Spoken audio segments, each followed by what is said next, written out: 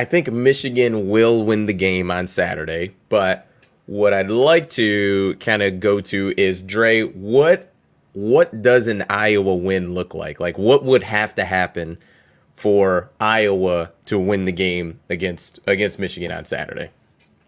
Well, first off, and if Corey does join us, I do believe that as of now, based on what I know about, well, I believe I know. I mean, no one's 100% certain.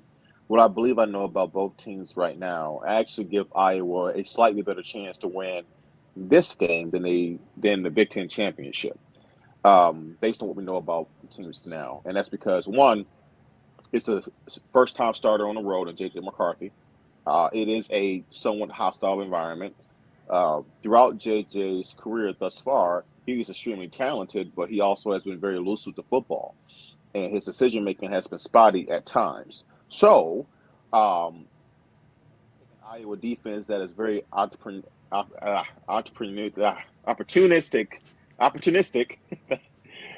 with getting turnovers, not only getting turnovers, but converting them to scores. That could be a potential recipe for Iowa to, not only get the ball from Michigan, but to turn it into points. And then all of a sudden, you have a first-time starter in J.J. McCarthy being in a different hostile environment and a situation he's never quite been in. Yeah, that is a way that Iowa can win the game.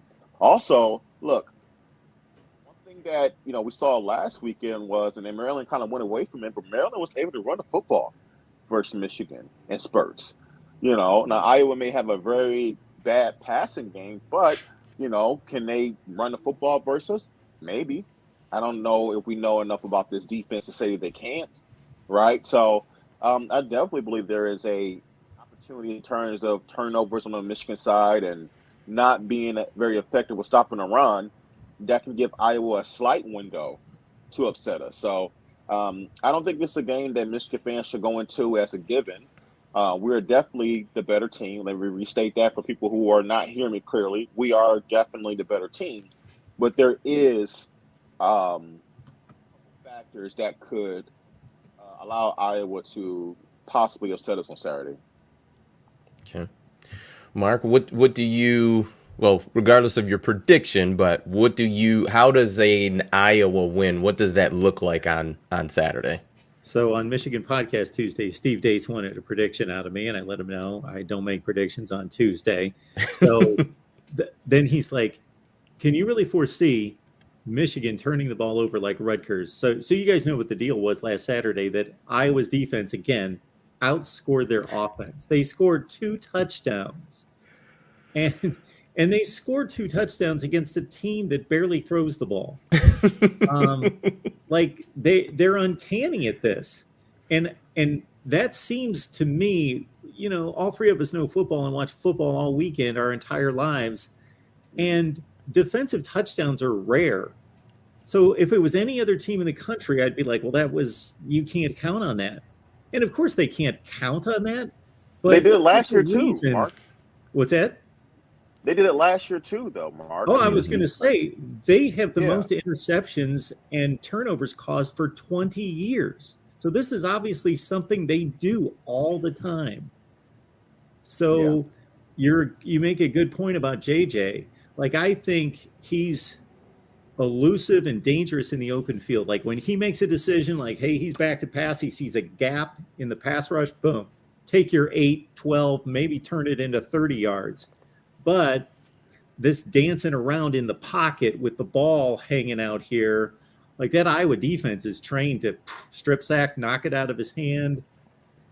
So he's got to know, okay, I'm making a decision, I'm taking off, or I'm throwing it away, or I can fit it in that window, but don't stand back there and juke around and try to like dance around in the pocket.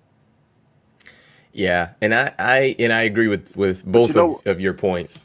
Go ahead, Dre. Yeah. And where JJ gets himself in trouble, what does worry me is that because he is facing, I think, the best defense he has faced as a starter by far, one thing is evident that is part of his growing pain is that when a play is not there, he is willing to wait and push to the very last second. And sometimes waiting too long and taking sacks or hits that he shouldn't take. Um, and with Iowa, he's going to have to learn to be decisive and when to kill a play and when not to. You can't be back there dancing like Mark said, or lead in turnover. Or even if you don't fumble the ball, you're taking a hard hit that you don't need to take. And we don't have Cade McNamara as our primary backup right now. So, those are the little things that worry me. It's like, kid, this is not the type of opponent where, look, there's a really good chance that Iowa is going to have things bottled up at certain times, right? And you may not be able to make a play right then and there. You have to have the foresight to understand, like, you know what? Let me get this. I don't care if it's 3rd and 8. It's just nothing there. I'm not going to force it. I'm going to get the ball out of bounds. We'll punt it, and we'll live to fight another day, especially with the understanding that this Iowa offense is not going to most likely shred your defense. So you don't have to force it. If it's not there, don't force it and move on, Yeah, absolutely. And I think the big key is going to be patience. And I would, and I'm not sure I'd make an argument for it, but I believe that part of the reason why the Iowa defense does get more interceptions than, the normal team, your average team, is, number one, I think they're coached really well to do that. But number two, I think that overall, I mean, their offense, I can't remember an offense in the last 20 years from Iowa that you would look at and say, man, they can really light us up. And I think coaches get impatient. Like, I think offensive coaches, I think quarterbacks get really impatient, and they won't just have a 9, 10, 11 play drive where you're just being patient. You're running the ball. They have your deep routes covered. Just take the check down. Like, understanding that I watch a YouTube channel, but it's about basically he just analyzes quarterbacks, and his big saying is, and I think it's JT O'Sullivan. So he used to play in the NFL for quite a few years, but the big thing he says is you'll never go broke taking a profit, which is just completing that 1-yard pass, that check down to your running back. If your post corner's not open, you're trying to take a deep shot. If it's not there, just either check it down, throw the ball out of bounds, or scramble, get 1 or 2 yards, get down, and live to play another play. But to do some of the things that JJ did last week, like you mentioned, Dre, of running around, taking hits, like you are going to put the ball in harm's way and also put yourself in harm's way.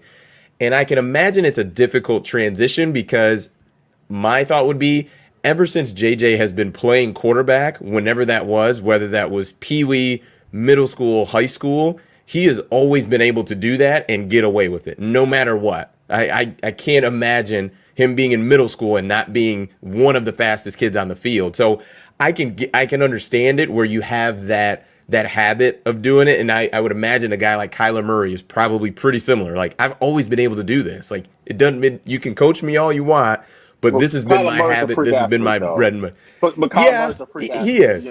But it's the same thing, right? It's the same thing, that kind of the scrambling around. But JJ's he's got to be just cautious, because Dre, and I text you this, when he got hit on that fumble, with Maryland. I mean, he took a shot, helmet to helmet. Now, it wasn't like a vicious hit, but it only takes one of those for you to be in concussion protocol. Like, that's not something that you need to get in a habit of.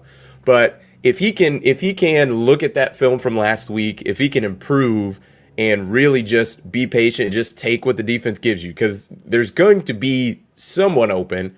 It may not be the guy that we drew it up for, the guy with the yellow arrow, but if he can make sure that he's just taking a profit every single time, they'll be just fine. But if he gets impatient, I think that's the way that the path to an Iowa victory.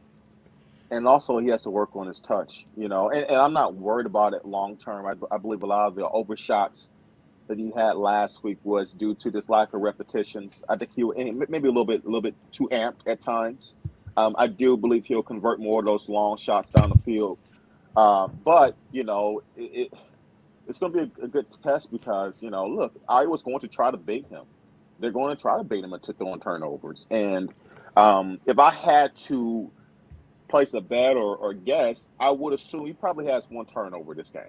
Because Iowa's good at it, and just based on his tendencies.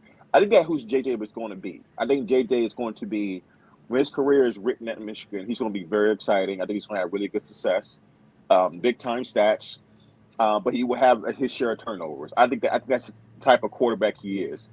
The key is, can he minimize that as much as possible, right? But I do believe you will have your share of turnovers with him, and I do believe he'll have one on Saturday. Now, how costly it is, we'll find out. But if I had to guess, based on how he is, he would have one. But yeah.